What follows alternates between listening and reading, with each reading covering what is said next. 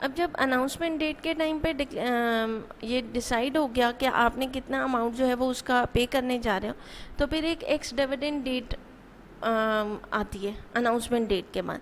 X dividend date क्या होती है कि the date on which the dividend eligibility expires is called ex dividend date. ठीक है, जिस डेट पर डिविडेंड पे करने की एलिजिबिलिटी ख़त्म हो जाती है उसको एक्स डिविडेंड डेट कहते हैं। If stock has an ex date of Monday 5, say for example Monday को डेट थी 13 जुलाई, तो हमने कहा कि हमारी एक्स डिविडेंड डेट जो है वो डिविडेंड की 13 जुलाई है। Share holders who buy the stock on or after that date will not qualify to get the dividend. ठीक है, ये वाली तो बेसिक अंडरस्टैंडिंग होती है कि चीज़ को कितना अरसा अपने पास रखना ज़रूरी है टू हैव द रिवॉर्ड और प्रॉफिट ऑफ दैट थिंग। तो एक्स डिविडेंड डेट कहता है कि अगर 13 जुलाई हमारी एक्स डिविडेंड डेट है तो उस टाइम पे या उसके बाद जिसने भी उसको परचेज़ किया उसके उन शेयर्स को, तो उसके लिए वो उन शेयर्स के लिए वो डिविडेंड की एलिजिबिलिटी का राइट नहीं रखता होगा।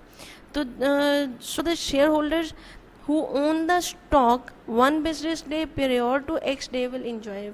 then say for example हमने कहा 13 जुलाई एक्स डिविडेंड डेट थी, तो फिर जो लोग 10 जुलाई तक के बिफोर द हॉलीडेज 10 जुलाई तक जिनों के पास डिविडेंड था वो उसका राइट रखेंगे कि उन्हें डिविडेंड की पेमेंट की जाए, और जिन्होंने 13 जुलाई या उनसे ऑनवर्ड डिविडेंड्स को परचेज़ किया उनको कोई भी डिविडेंड नहीं मिलेगा ऑन देयर शेयर्स।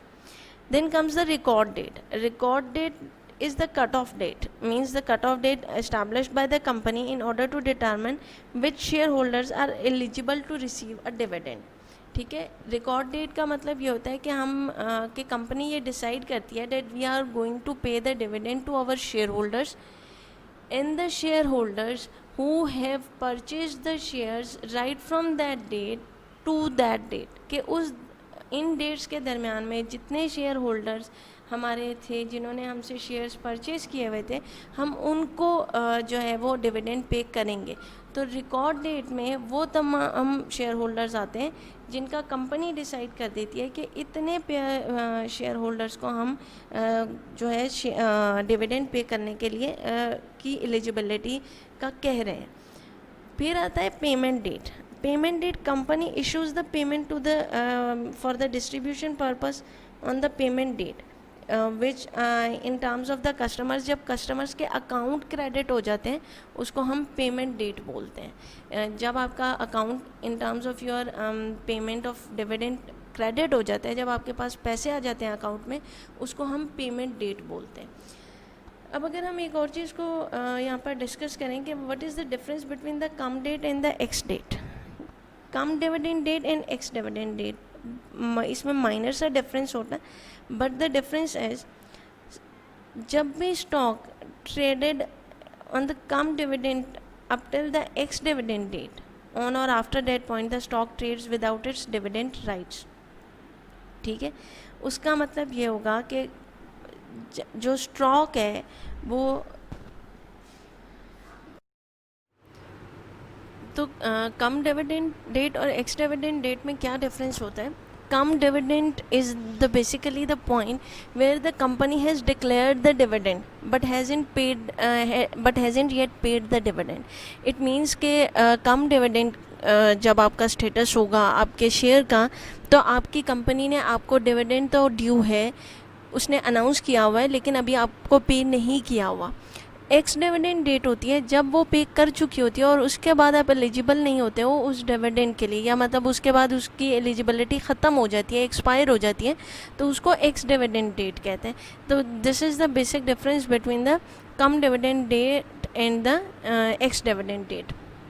अभी इसको थोड़ा सा इस तरीके से देखें तो डिक्लेरेशन डेट जो है वो जून 1 2019 थी।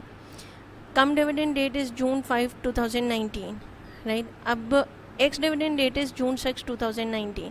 तो कम डिविडेंड डेट और एक्स डिविडेंड डेट में क्या डिफरेंस है कि कम डिविडेंड डेट उस वक्त तक जब तक कि आपको डिविडेंड पे नहीं कर दिया गया और आप एलिजिबल हो to have the dividend.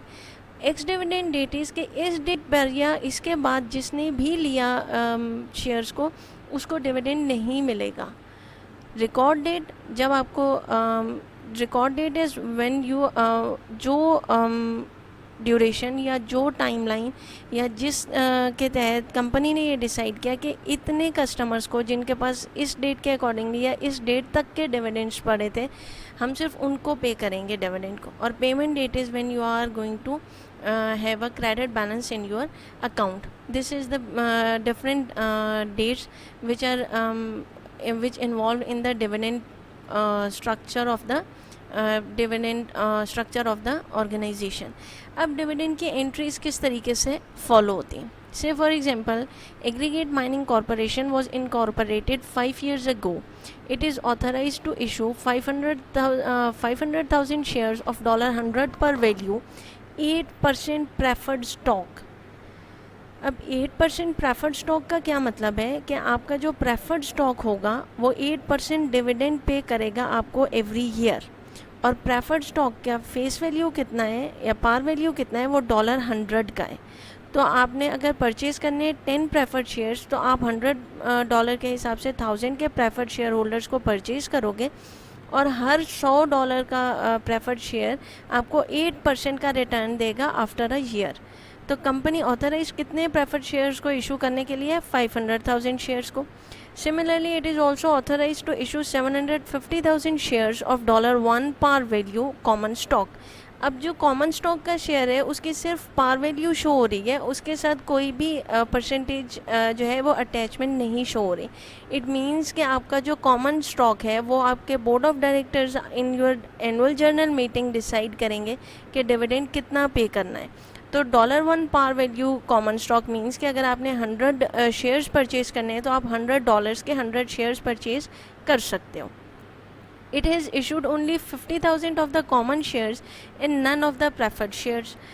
Company ने 50,000 के कॉमन शेयर्स तो इशू किए हैं लेकिन प्रेफर्ड शेयर जो हैं वो इशू नहीं किए। In its 5th year the corporation has the following transactions.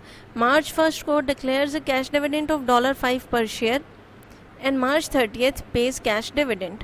अब अगर हम फॉर्मुलेशन को या कैलकुलेशन को थोड़ा सा कंसिडर करें कि हमें डिविडेंड की कैलकुलेशन किस तरीके से करनी है, तो हमने ये कहा कि हमारे पास जो टोटल स्टॉक आता है, कंपनी जो टोटल स्टॉक अपने शेयर होल्डर्स के थ्रू कलेक्ट करती है वो आता है कॉमन स्टॉक और प्रेफर्ड स्टॉक के through.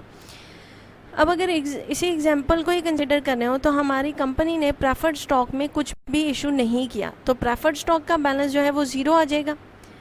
Where is 50,000 of the common shares are distributed, तो फिर कॉमन स्टॉक का बैलेंस 50,000 आ जाएगा। रीज़न बिंग के 50,000 जो शेयर्स हैं वो $1 के थे, तो वो $1 से मल्टीप्लाई होंगे और कॉमन स्टॉक का जो बैलेंस है वो 50,000 आ जाएगा। तो टोटल स्टॉक जो है वो आपकी कंपनी के पास कितना हो गया? 50,000 का। अब कंपनी ने उस 50,000 के स्टॉक पर कैश डिविडेंड को पे किया है, डिक्लेयर किया cash dividend on March 1st और 30th को पे कर दिया कैश डिविडेंड को। जब हम उसकी फॉर्मुलेशन में जाएंगे तो कॉमन स्टॉक का डिविडेंड कैलकुलेट होगा और प्रेफर्ड स्टॉक का डिविडेंड कैलकुलेट होगा। अब प्रेफर्ड स्टॉक में तो कोई भी शेयर नहीं था, तो प्रेफर्ड स्टॉक ज़ीरो पर रहेगा, जबकि कॉमन स्टॉक में 50,000 शेयर्स थे। तो हमने कहा कि $5 पर शेयर जो है वो company going to pay the dividend. तो हमने इन $5 को मल्टीप्लाई किया 50,000 से, तो हमारे पास 2,50,000 जो है वो हमारे डिविडेंड की अमाउंट डिसाइड हो गई। अब जब ये अमाउंट डिसाइड हो गई तो फिर हमारे इस वाले उसमें हम चले गए डिक्लेरेशन डेट पर, और अब हम कम डिविडेंड डेट में मूव होना शुरू हो गए कि हमने कहा कि अब ये जितना भी ये वाला 50,000 का स्टॉक है ये एलिजिबल है to have the dividend payment. अब जब डिविडेंड की पेमेंट March 1st को डिसाइड हुई तो उन्होंने कहा कि हमने $5 पर शेयर जो है डिविडेंड पे करना है March 1st को, ये डिक्लेयर है कैश डिविडेंड। अब जब हम March 1st की एंट्री को पोस्ट करेंगे तो हम डिविडेंड को 250 से डेबिट कर देंगे और डिविडेंड पेएबल को 250 से क्रेडिट कर देंगे। रीज़न बीइंग कि अभी हमने अपने कस्टमर्स को पेमेंट नहीं की। जब हमने कस्टमर्स को पेमेंट नहीं की तो इसका मतलब हमारी लाइबिलिटी जनरेट हुई है, और लाइबिलिटी जब भी जनरेट होती है तो वो क्रेडिट होती है। तो डिविडेंड के अगेंस्ट हमारी डिविडेंड पेएबल की लाइबिलिटी 250 से क्रेडिट हो जाएगी। सिमिलरली ऑन March 30th जब हम पेज कैश डिविडेंड करेंगे तो हम किस एंट्री को पास करेंगे? डिविडेंड पेएबल जो कि हमारी लाइबिलिटी में था 250,000 से, और कैश जो है वो अब हमारा एसेट रिड्यूस हो रहा है, हम उसको क्रेडिट कर देंगे 250,000 से। This will give the liability side a debit of 250,000 और हमारी लाइबिलिटीज़ डिक्रीज़ हो जाएंगी और वो इस वाले के साथ बैलेंस आउट हो जाएंगी और हमारा कैश जो है वो 250,000 से डिक्रीज़ हो जाएगा और हम उस वाले पॉइंट पे चले जाएंगे जब हमारी पेमेंट डेट का पॉइंट आ रहा है और हमने कस्टमर्स के अकाउंट्स को जो है वो क्रेडिट कर दिया है वहाँ। तो so this is all how your dividend accounting is concerned, the different dates that are attached to the dividend and the generalized entries और the adjusting entries जो कि हमें dividend के reference में करनी होती हैं। Hopeful that these lectures will help you out in understanding the dividend accounting process and procedure in the better way. Thank you.